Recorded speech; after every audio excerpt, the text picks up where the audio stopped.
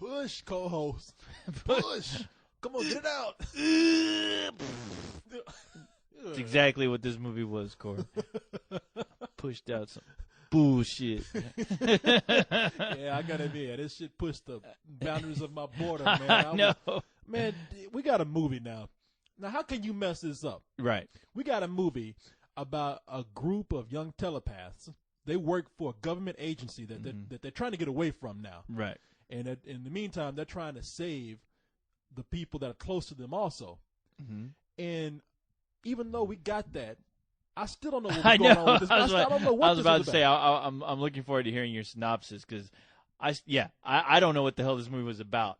Besides, let's try to save this girl because she's somewhat important, and at the same time, let's try not to get killed because this Dakota Fanning in her hooker boots keeps drawing these goddamn color pictures with everyone dying.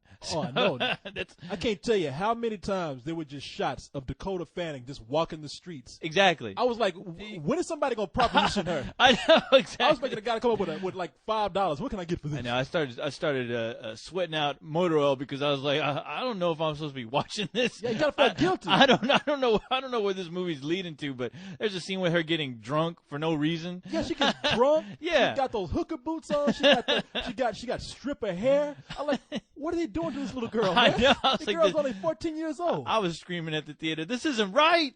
Yeah, what's her power? Exactly. Well, speaking of push, no, this movie should have been fucking called Walk because that's all anybody did in this movie was walk. That's all you nothing but long shots of people walking And talking. looking confused. The camera's going all crazy. They're trying to get stylized with the movie where there's nothing to stylize.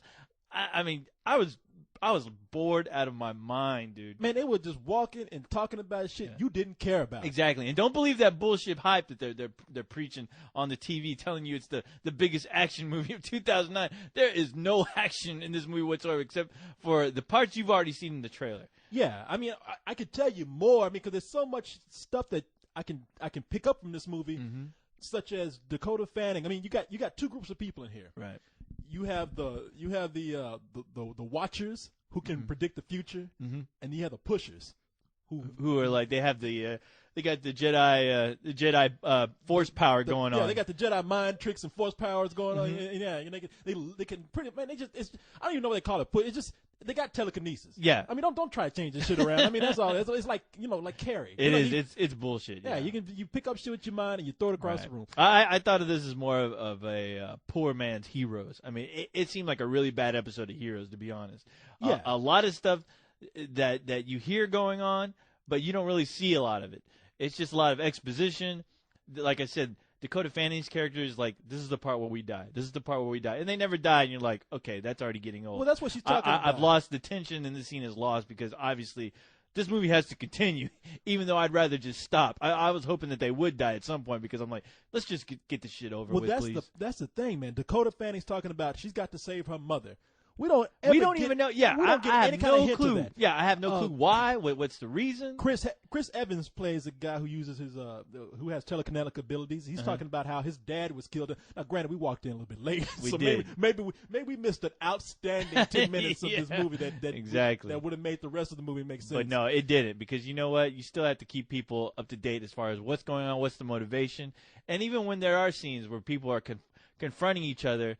They keep giving each other this banter that really doesn't make any sense because there's scenes where they're about to kill somebody who they should kill and they end up not doing it because eventually if they do kill this person, whoever they're after isn't going to give them the secret suitcase or whatever the hell they're looking for. There was all this stuff going on, and I have none of it really connected with me.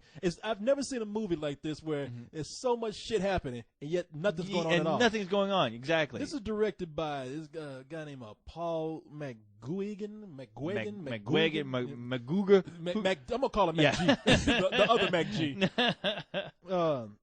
And he's directed a couple of movies that I have not been crazy about, I admit. And both these movies that were kind of boring to me. He did The Reckoning, and he also did Wicker Park. Two movies I found extremely dull. Yeah. And I'm just thinking, man, look, I'm asking you, okay, if you go off of me, you make another movie, please. You know what? Stop making movies, because obviously make a short film. Yeah, you know, I mean, that's what it seemed like. It seemed like this movie could have been condensed down to a short film just because there was so little being done in it.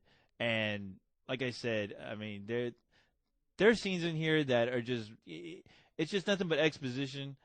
But once it gets to the end, you're like, oh, okay, all that for what? For nothing? Just to have a huge fight scene where it's just pushing. And I tell you what, there is one scene in there that made me laugh my ass off, only because you know how, like in The Invisible Man, the movie, where you see shit floating around? Yeah. There's a scene where you see this guy with 2 guns, and he makes these guns just float around, and it's supposed to look cool, I guess. But technology hasn't even gotten that far, apparently, to where they can make 2 guns floating in the air look cool, because it looks silly as shit. Yeah, there's a scene. Now, I kind of found these scenes mainly because there wasn't a whole lot happening in the movie, I guess. I actually found those scenes kind of cool myself. I mean, maybe I don't watch enough TV or anything. I guess I don't know. not, yeah. But there are 2 scenes in this movie that, well, actually there's 3. There's the beginning, where there's a big scene where people are using their telekinetic abilities to fight off these Asians who have the biggest mouths I've ever seen. Oh yeah, like I said, they have the ability to scream into things to where they explode, I guess, or rupture eardrums. Yeah, it's funny, and that's it. Yeah, I mean, and they look retarded. Their eyes go cross-eyed, and they're just yelling, and it's ridiculous. Teeth all showing. Exactly. I mean, I thought people were bad talking into a movie. You do not want these guys behind you talking into a movie. I mean, I ain't even being racist. I mean, they got these dudes come in and yeah, and then they end up getting Siamese eyes for some reason. I was like, what's going on?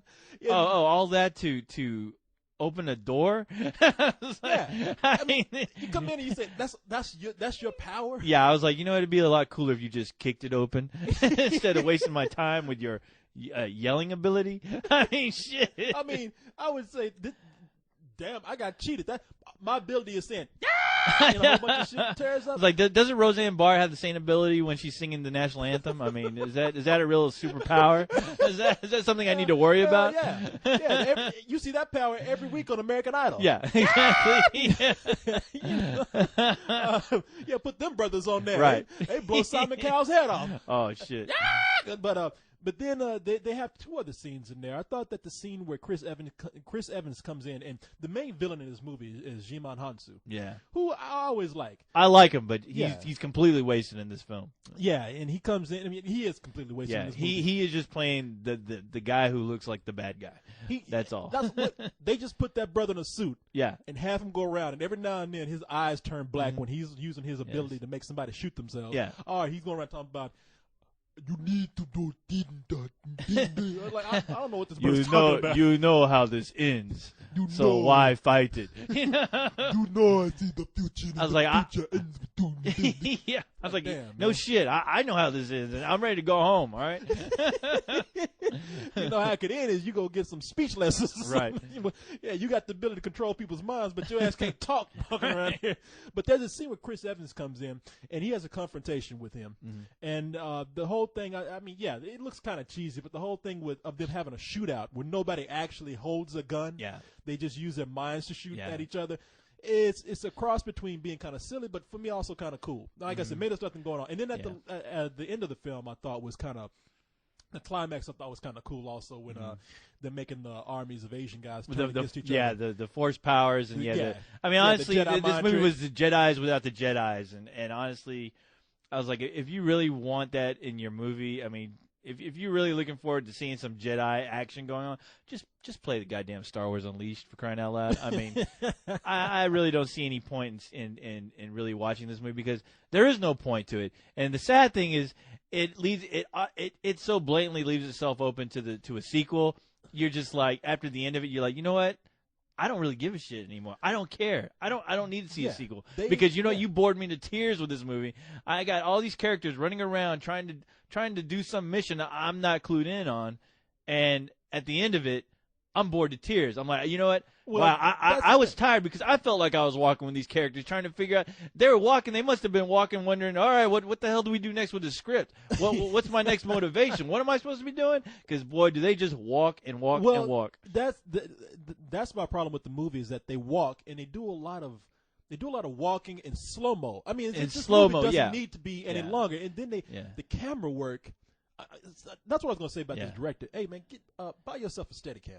Yeah. I mean, you don't have to use it all the time. No, I no, like handheld no. shots, but goddamn. Yeah, and there's scenes where I guess it's supposed to be somewhat of a montage with nothing really going on except people walking around in circles. I guess you're supposed to feel their inner turmoil, which you don't feel because you're wondering what's up with this camera. Why do I feel like I'm all of a sudden in a Smashing Pumpkins video?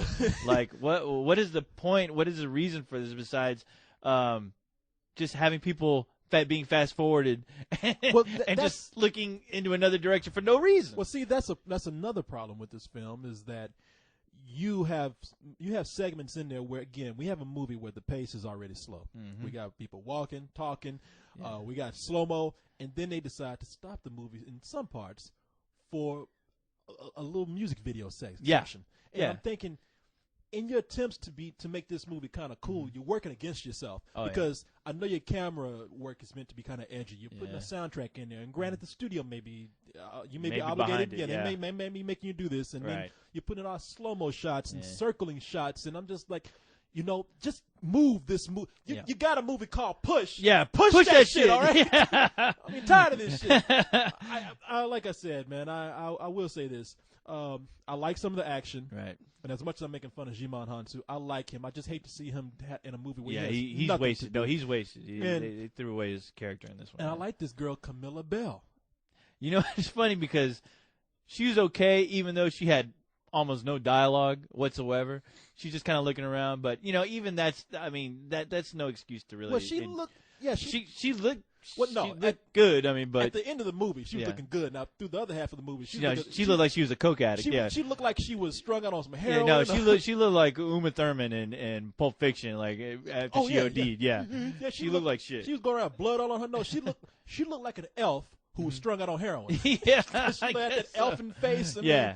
it's like she's like she was walking through what's the magical land in Lord What, of the Rings? the South Pole? What are you talking about? Looked like she was walking through the Shire and shit. Oh, yeah. Walking- Okay. looked like she was walking through Middle Earth looking for heroin. I mean, this girl, I couldn't tell if she was Yeah. legal or not. Yeah. And finally, when she got dressed up Yeah. at the end, I was like, okay, she's legal. She Yeah. still looks a little too young to be doing what she's doing. I but- guess that makes sense because in those Lord of the Rings movies, God knows they did a lot of walking. Except there were some cool parts in that movie. There was some cool. They were walking for a reason. They were trying to get away from the shit. Here, they're just walking just to figure out shit. I know. And I tell you what, there's a scene where I honestly thought I was either watching a Britney Spears video or a Christina Aguilera. It's a scene where the two characters that Camila Bell and the Chris Evans, where she's in the bathroom and he's outside wondering if he should go in the bathroom, and obviously you could tell he's horny or something's going on. Yeah, he's- and I swear to God, the music kicks in, and I was like, what is this, a Britney Spears video? Because they're all looking kind of like, should I go in? Should I? The past. Should I revisit that with my past relationship with this girl? Is it going to work out again? Yeah, well, she's and in it's the, just like yeah, it's she's terrible. in the bathroom, like she's sitting on the toilet just looking, and Yeah. and then he's outside kind of listening, with, kind of Yes. kind of rubbing up against the wall because he's No. all horny, and you hear that music come in. I miss you, And I'm that's- I'm like, come on, And man. that's where I checked out of the film. I was like, give me a fucking break. And you get this girl Camilla Bell on screen Mhm. with what's it, Dakota Fanning. Yeah. And get them together, it looks like a trailer park or something. Because Yeah. you got the 14-year-old hooker. And Exactly. and the heroin strung out elf, and this is these two girls do not need to be on Yeah, screen no. together. in This is a movie. white trash heroes going on right here. I was like, God. I was like, who in the hell dressed up Dakota Fanning with hooker boots? And I swear to God, there's a scene where she gets drunk and then she just sits on a couch, like spreading her legs, and you're just like, oh God, Yeah, what is this? What is this? Is this Kids Part 2? Yeah, What I is was this? like- I don't feel right looking at Yeah, this. who's the DP on I this? know. Somebody Somebody yell at that guy. Somebody yell at that dude. Yeah. He's kind of borderline pedophile. I know. Yeah, when you got those two girls on the screen, it I was should like, have been called push. It should have been called trash. Exactly. White trash. But so man, I think you're gonna give it some bullshit. Man. I am gonna give it some bullshit. I mean, I have no choice but to give it some bullshit because, like I said, I like the way you say, I have no choice. I was tired after. I'm like that dog that's been going for a walk, and I'm a small dog, and I'm sorry. Long walks for you may be fun and enjoyable, but for me, it kills me. And I was just exhausted at the end of this movie. I was like, oh God, let's hurry up and just end this shit. And then they tell you, to be continued. What? Oh, no, I know. Fuck I know. you. No, I don't want it. No, never mind. No, forget it. It ain't happening. Yeah, no. I'm gonna give it a rental. I mean, because I know you're really, dying to see part 2 with the guns, with the Like, machine come- guns. You Yeah, know, they man. pull a Magneto, and the machine guns are all flying in the air, and I don't know. I mean, that's all that movie was, man. I know. You know, It was. Just cut the bullshit and let's get Magneto in there. Exactly. Let's get Carrie. Let's get the Jedis. Let's get all of them in there and have them kill every cast member in this movie. Exactly. And take over. I was like, if they were wearing some costumes, maybe that would have helped. But no, it's No, they just sitting around running around in sweats. yeah. They need some fucking running shorts or something, or The some only jogging one- pants. Anything, tights or something, anything. Yeah, Instead of that just would walking- make sense. Just looking like they got out of the Gap out here doing superpowers and I shit. know. The only one that had a real costume was little slutty ass Dakota Fanning. With her whore boots. Like, That damn. should have been her name. Whore Boots. Yeah. Whore Boots. Bush.